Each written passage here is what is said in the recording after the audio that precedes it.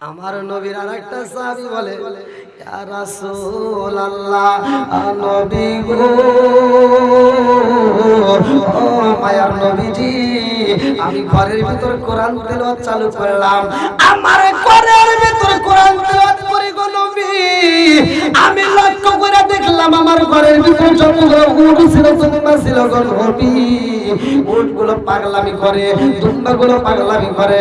আমার নবী কয়, সাহাবীরা রে, ও সাহাবীরা, তাকায় দেখ আমার পাগল সাহাবীটা কি কয়। আমার নবীর দিকে তাকায়, ওই সাহাবীটা কান্দার কয়, হুজুর, আমার ঘরের ভিতর যখন কোরআন তেলাওয়াত করি, আমার প্রতিটা উটগুলো শুধু লাফালাফি করে। আল্লাহু আকবার।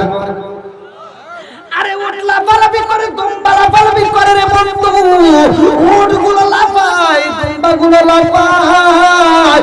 ওই সাহাবীটা চোখের পানি পাইলা দিয়ে কান্দার কয়, আল্লাহ গো, আমার ঘরের ভিতর ছোট্ট একটা বাচ্চা আছে, আমার ঘরের ভিতর ছোট্ট একটা বাচ্চা আছে ঘুমের ঘরে, এই উটগুলো লাফায়া যদি আমার বাচ্চার উপরে যায় দাঁড়াইয়া, আমার বাচ্চাটা জায়গায় মারা যাইব। ওই সাহাবীটা ভয় পায়, এবার কোরআন তেলাওয়াত বন্ধ করে। ওই সাহাবীটা কয়, ইয়া রাসূলুল্লাহ, নবী গো, ও মায়ার নবীজি, আমি যখন কোরআন তেলাওয়াত করি উটগুলো লাফালাফি করে, আমার যখন কোরআন তেলাওয়াত বন্ধ করি সব উটগুলো লাফালাফি বন্ধ করে দেয়।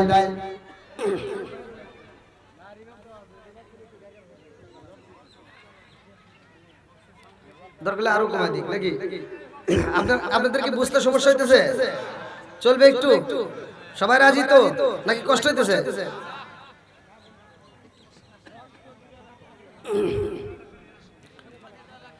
এবার ঘরের ভিতর কি চলে? কোরআন তেলাওয়াত। জোরে বলেন, কি চলে? কোরআন তেলাওয়াত দরকার আছে না নাই? নবীর সাহাবী কয়, মানুষ আসলে তো পড়ে যাবে চাই, কারণ কি? আমার আবু বকর ভাই মাহফিলের ওই যে সভাপতি,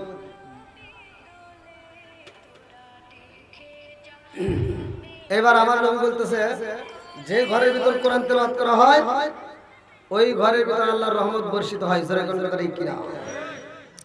বন্ধুরা রে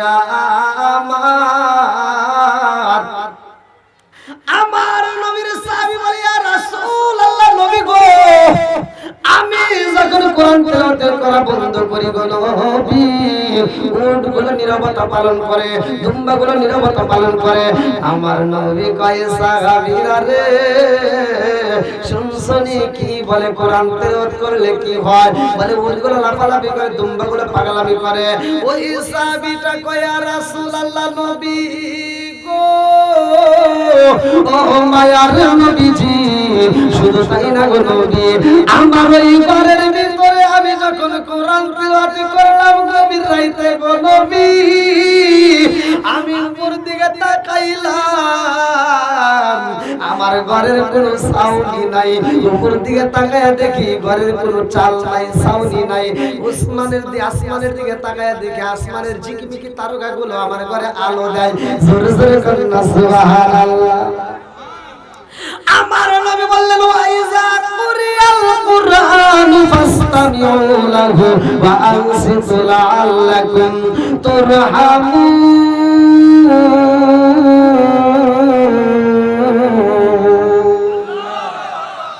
আমার নবী কই, যখন কোরআন তেলাওয়াত করা হয় আমার আল্লাহর রহমত বর্ষিত হয়। এই জন্য উটগুলো লাফালাফি করছে, দুম্বাগুলো পাগলামি করছে। কারণ হইল, যখন তুমি কোরআন তেলাওয়াত শুরু করেছো ওই ঘরের ভিতর আমার আল্লাহর রহমত বর্ষিত হয়েছে। ওই রহমত দুনিয়ার কোন মানুষের চোখে পড়ে না, ওই রহমত গুলো উটের চোখে পইরা গেছে রে, দুম্বার চোখে পইরা গেছে। এই জন্য উটগুলো লাফালাফি করে। জোরে জোরে করেন না সুবহানাল্লাহ। আরে শুধু তাই না, যখন কোরআন তেলাওয়াত বন্ধ করা হয় তখন রহমত বর্ষিত বন্ধ হয়ে যায়। এই জন্য উটগুলো আবার নীরবতা পালন করে। ওই সাহাবীটা কয়, ইয়া রাসূলুল্লাহ, নবী গো, ও মায়ার নবীজি, আমার ঘরে তো কোনো সাউন্ডই থাকে না, কারণটা কি? আমার নবী কয়, ও সাহাবীরা, তোমার ঘরের ভিতরে সাউন্ডই থাকে কারণ শুনা দাও যখন তুমি কোরআন তেলাওয়াত করো ওই ঘরের সাউন্ড আমার দেখেন এ লাগবে না এ যখন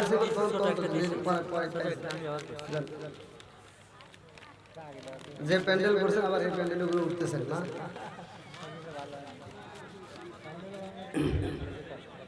আল্লাহু আকবার ভাই আপনাদের একটু কষ্ট দিতেছে তাহলে একটু সবাই একটু সামনের দিকে আসেন যাতে একটু মানুষ বসতে পারে হ্যাঁ রোদের ভিতরে দেখেন মুরব্বিরা বসে আল্লাহু আকবার লাল ভাই একটু সময় দেন কষ্ট পাইতেছে এরকম হ্যাঁ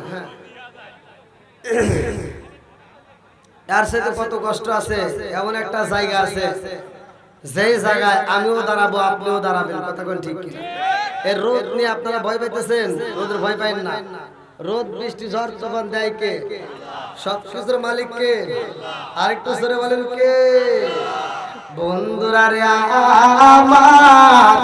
আমার নবী ওয়াজ করে ভালো করে শুনে নাও আমার নবী ওয়াজ করে সুম্মুম বুকমুন উমিয়ুম ফাহুম লা ইয়ারজিউন আমার নবী বলে এমন একটা ময়দান হইব এমন একটা মাঠ হইব যেই মাঠের মধ্যে এমন একটা ফেরেশতারে আমার আল্লাহ ডিউটি দান করাইবো ডিউটিতে দিব ওই ফেরেশতারা কি বল ভালো করে শুই না সুম্মুম বুকমুন উমিয়ুম ফাহুম লা ইয়ারজুন যেই ফেরেশতা চোখে দেখে না যেই ফেরেশতা কানে শুনে না যেই ফেরেশতা তোমারে ভাই কথা বলতে পারে না এমন একটা ফেরেশতার হাতে আমার আল্লাহ কি দিব সাবুনা সিরাহান 60 হাত লম্বা একটা লাঠি দিয়া আমার আল্লাহ বলবো যাও যাও যাও এই ময়দানের ভিতরে একবারে বাড়ি শুরু করে দাও আমার নবী ওয়াজ করে সাহাবীরা রে ও সাহাবীরা ওই ময়দানের ভিতরে এমন একজন ফেরেশতা থাকবে সে চোখেও দেখবে না কানেও শুনবে না কথাও বলতে পারবে না লম্বা একটা লাঠি নিয়ে শুধু বাড়ি শুরু করবে আবু বকর কয় ইয়া রাসূলুল্লাহ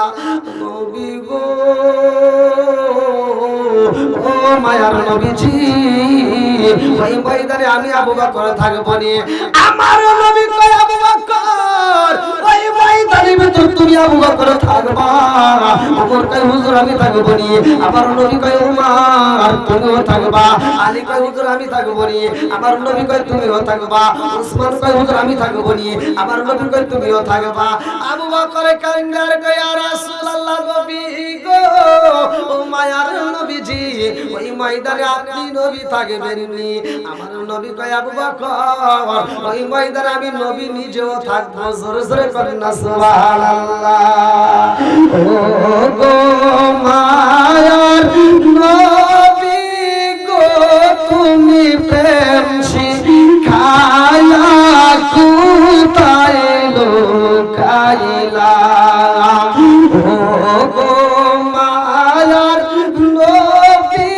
গো তুমি প্রেম শিখায়া কোথায় লুকাইলা ও গো মায়ার নবী গো তুমি প্রেম শিখায়া কোথায় লুকাইলা চিৎকার মেরে কন্যা আল্লাহু আকবার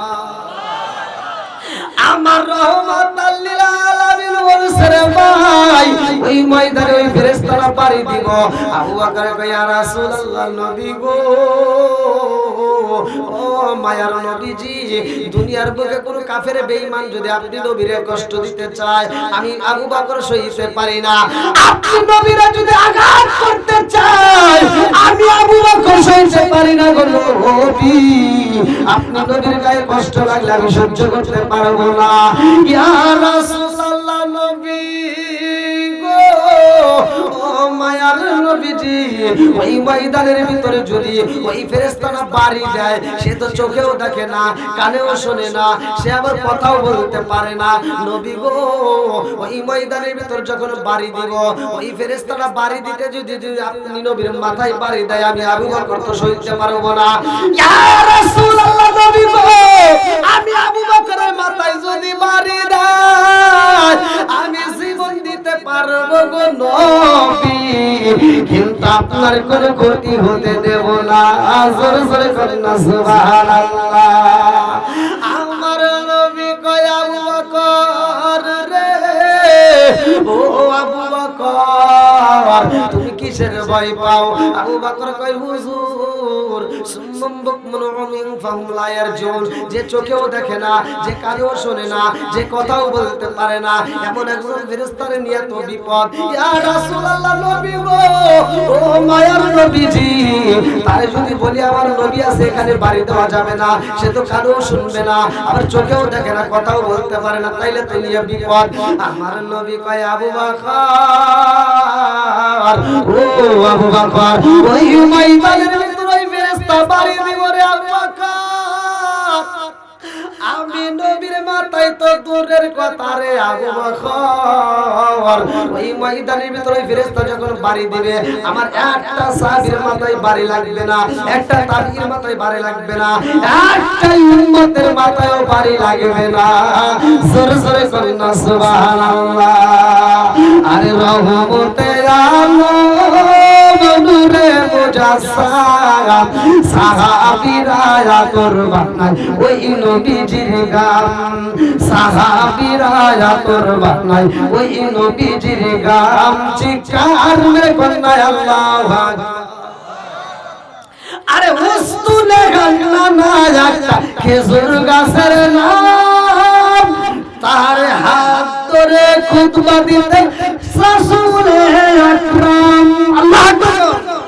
উস্তুনে গান্না না একটা খেজুর গাছের নাম, তার উপর গেলাম দিয়ে খুতবা দিতেন রাসূলে আকরাম। গাছটা নবীর বিরহে কাঁদিতে রগে, গাছটা নবীর বিরহে কাঁদিতে রগে, সাহাবীরা হতভাগা হইল যত আছে। আল্লাহু আকবার। বন্ধুরা রে আমার, প্যান্ডেল করছে ছোট, মানুষ বসতে হয় অনেক কষ্ট, ওই যে রোদের ভিতর বইছে, ভালো করে শুই না নাও। আমার নবী কয় সাহাবীরা রে, আমার একটাই উম্মতের মাথায় বাড়ি লাগবে না।